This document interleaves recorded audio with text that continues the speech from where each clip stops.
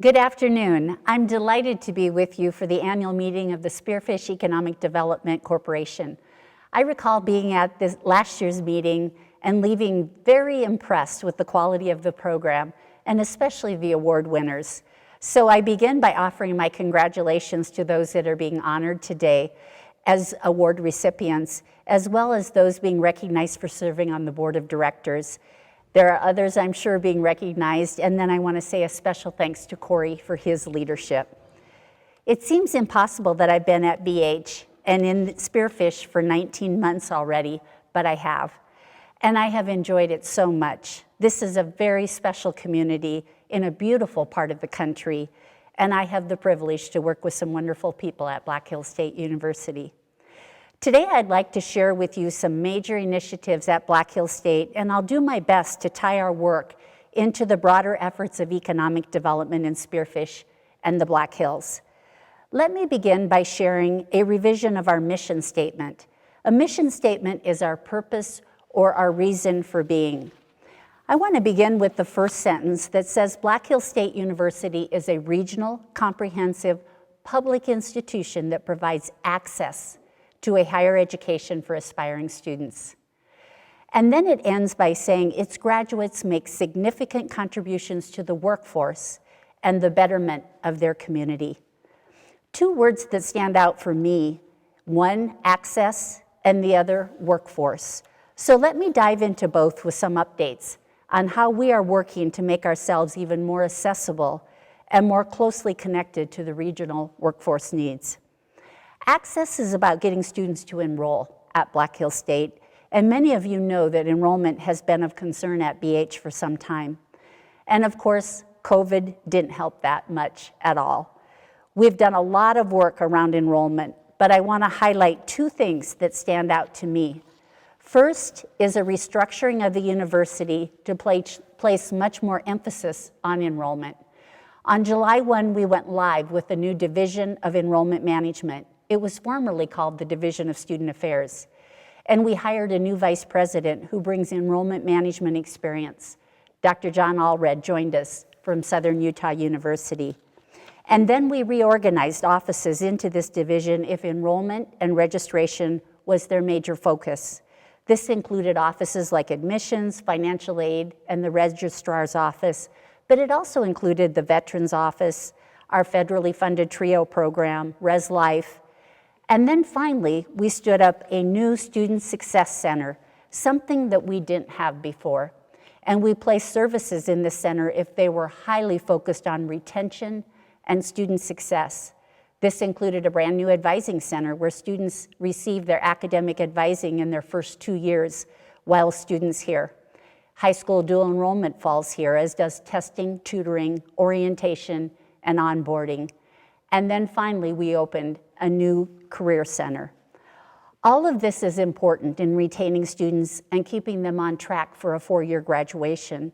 The Career Center, however, is equally important to our employers who hire part-time labor, might want to find an intern, or fill a vacancy with a graduate from Black Hills State. We, in turn, would like to provide job options to our students, both while they're a student here, as well as when they graduate. Opening a center like this is like opening a door to the community and to the region. Andrea Bakeberg is our new coordinator, and we could not be more delighted to offer our students and employers this resource. The second thing we did was hire a national consultant, Ruffalo Noel Levitz. We refer to them as RNL, to work with us to create a 10-year strategic enrollment plan. This is a comprehensive plan that helps us set goals for enrollment and then put in place programs, services, and resources so we can achieve our goals. We've been hard at it for about 15 months, and we expect to complete it by about March 1. Once we have it done, we will immediately move into implementation. There are a lot of parts to this plan as it spans recruitment, retention, academic programs, student support, and many other areas. It will be a very powerful tool for Black Hills State. The last, but perhaps the most important topic under access is that of financial aid for our students. We have known for some time that Black Hills State tends to attract quite a few low-income students.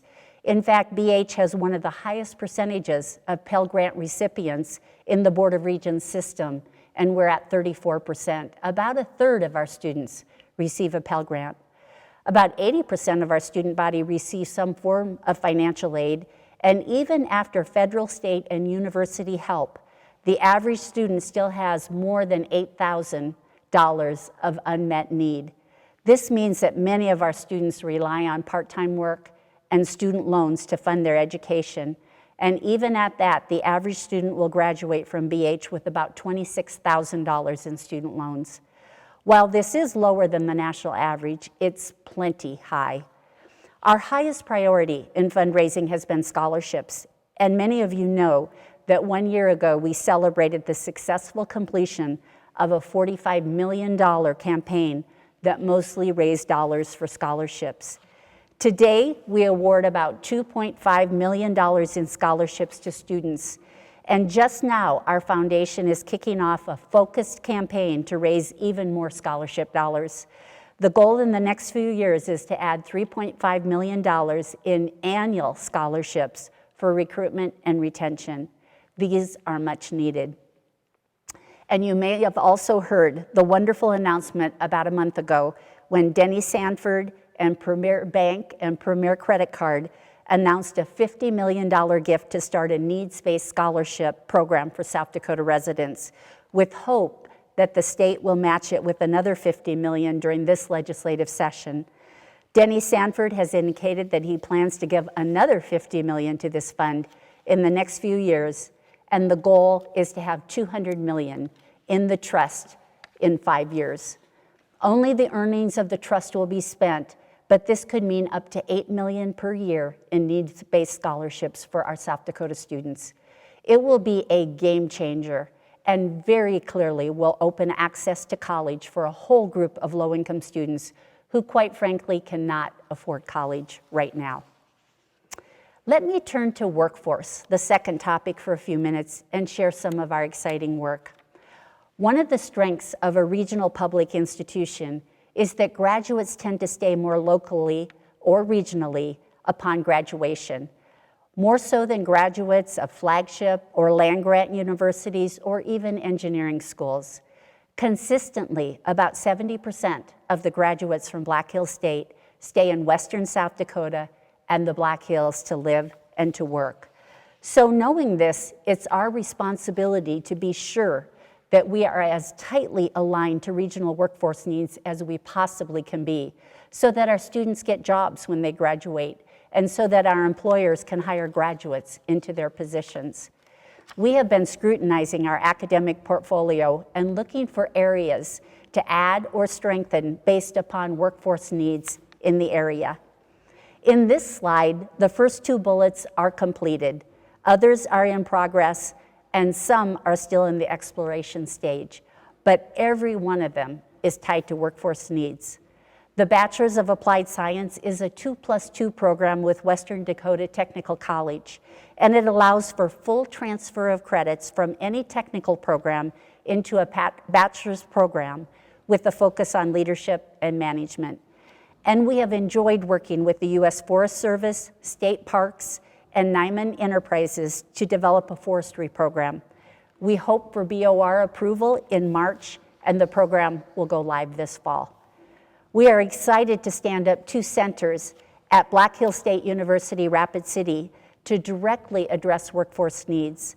The first is the Center for Hospitality and Business, and within that center, we have just received BOR approval to offer a revamped associate degree in hospitality. The degree is structured after a learn and earn model where students are in the classroom about half of the time and working in the hospitality industry, shadowing, interning, learning the other half of the time. It's a 15-month program, 4 semesters, and it has emphasis areas in lodging, restaurant, events, and tourism. This program is highly collaborative with the tourism and hospitality industry, as we need sites to take on our students and do all this great hands-on learning. It officially launches this summer. This center is also offering customized training programs to business, and this fall offered a very popular strategic sales seminar. And they're also in the process of standing up a certified economic development program targeting people who work in Corey's line of work, but perhaps lacking training in the area or simply would like to advance in their field and become certified. This project has been in collaboration with Rushmore Regional Economic Development Group and the Governor's Office of Economic Development. The second center is the West River Health Sciences Center. It's a collaboration between Black Hills State, South Dakota State University, and USD, and Monument Health in Rapid City. And our goal here is to greatly increase the number of nurses that are available for employment.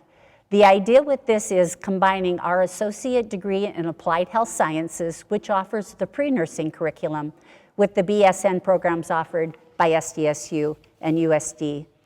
And then finally, you heard the great news with the South Dakota CEO Women's Business Center located on campus. They just received a new Small Business Administration funding to open a second center in Sioux Falls. One last center concept that I will share is with the School of Mines, and it focuses on strengthening our partnership with Ellsworth Air Force Base. We're in conversations with Ellsworth now, but the thinking is a third center in Rapid City with innovative delivery methods and programs like strategic communication, leadership, and technology. BH was able to gain approval as a GEM institution this past year, which allows us to offer the general education courses towards an associate degree for servicemen and women at the Community College of the Air Force. This is a step in the right direction. If I were to define higher education in 2021 and beyond, a word I would use is collaboration. We are collaborating with many entities to be even more effective in our work, which leads me to talking about Senate Bill 55. Last year, the legislature passed this bill, which forms a task force to study public higher education in South Dakota with the goal of becoming more efficient. The task force is composed of 20 individuals, including 4 legislators, 3 regents, businessmen and women, and 3 university presidents, including myself. We have been structured into 3 groups: an academics group, an administration group, and an auxiliaries group. They have asked us to leave no rock unturned as we explore how to be highly effective and efficient in the work we do on behalf of the citizens of our state. We've been hard at it since October, and we will wrap up our work this summer. I will keep you informed. I end by sharing 2 exciting projects that are underway. The first is a $9.3 million renovation of the library. The bid is finalized as of today, and the winning contractor plans to begin by February 1. The project will be completed summer of '22. It will not only upgrade the HVAC, electrical, lighting, restrooms, but it will also add a new elevator, have a complete student success center on the main floor, create a makerspace in the basement, and add a small addition to the second floor mainly for study space for our students. It will be beautiful and contribute greatly to the student experience at Black Hills State. And then finally, I end on our partnership with the city of Spearfish, and specifically the Jackson Street project. The corner of Ames and Jackson Boulevard will be transformed this summer when the stoplight is removed, a roundabout is installed by the city, and Black Hills State partners to place a sculpture in the center of the roundabout. The sculpture is currently under construction by artist Dale Lampier, a graduate of BH. The sculpture is entitled The Hive and will serve as a gateway to Black Hills State. We're very excited to add to the community's already impressive public art collection as the Jackson Street project comes to completion. I hope the message that you have heard today comes through loud and clear, and that is BHSU is your partner.